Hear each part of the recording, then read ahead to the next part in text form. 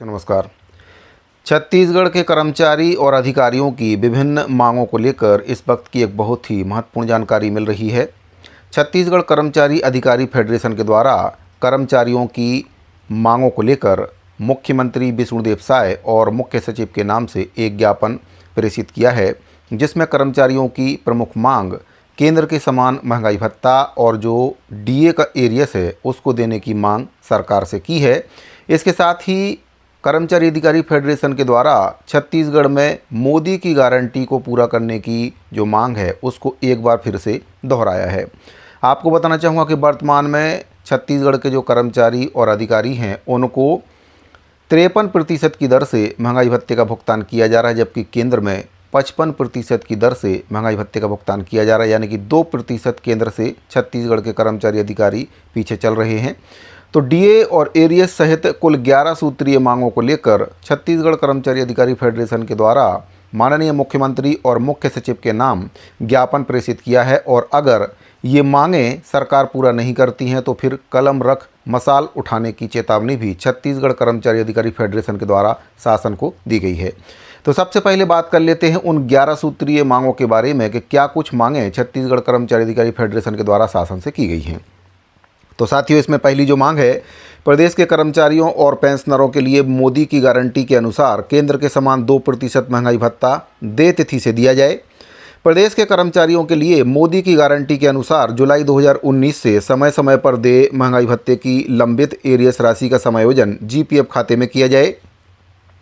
वेतन विसंगति एवं अन्य मुद्दों के लिए गठित पिंगुआ कमेटी की रिपोर्ट सार्वजनिक की जाए। प्रदेश में 4 स्तरीय पदोन्नति समयमान वेतनमान क्रमशः 8, 16 और 24 वर्ष और 30 वर्ष सेवा पूरी करने के उपरांत लागू किया जाए। इसके साथ ही सहायक शिक्षक पद पर नियुक्त शिक्षक और सहायक पशु चिकित्सा अधिकारी को तृतीय समयमान वेतनमान स्वीकृत आदेश जारी किया जाए। प्रदेश में अन्य भाजपा शासित राज्यों की तरह कर्मचारियों के लिए कैशलेस चिकित्सा सुविधा लागू की जाए। प्रदेश में अनुकंपा नियुक्ति निशर्त लागू करने स्थायी आदेश जारी किया जाए। वर्तमान में 10% सीलिंग समाप्त करते हुए सीधी भर्ती के समस्त पदों पर अनुकंपा नियुक्ति दी जाए।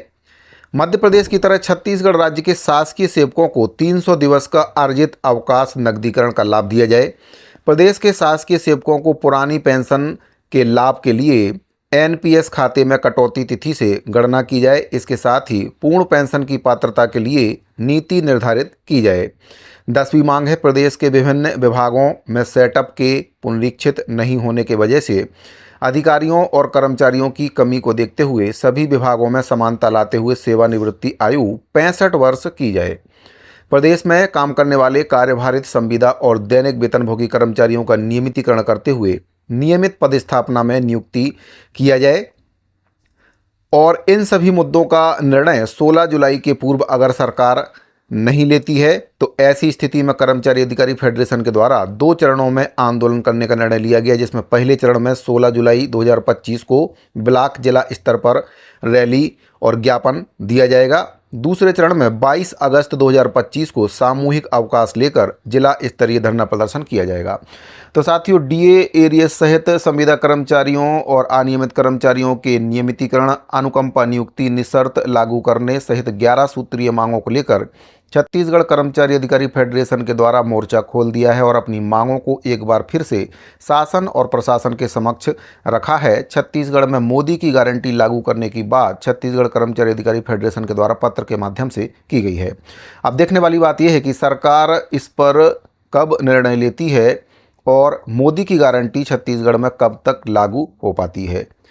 तो साथियों, अगर आप भी एक कर्मचारी हैं तो अपनी राय को कमेंट बॉक्स में ज़रूर बताइए कि सरकार की मंशा क्या है। क्या सरकार कर्मचारियों से किए गए वादे को पूरा करेगी, और अगर करेगी तो कब तक करेगी, या फिर एक बार फिर से कांग्रेस की तरह ही भाजपा के वादे भी अधूरे रहने वाले हैं। अपनी राय को कमेंट बॉक्स में जरूर बताएं।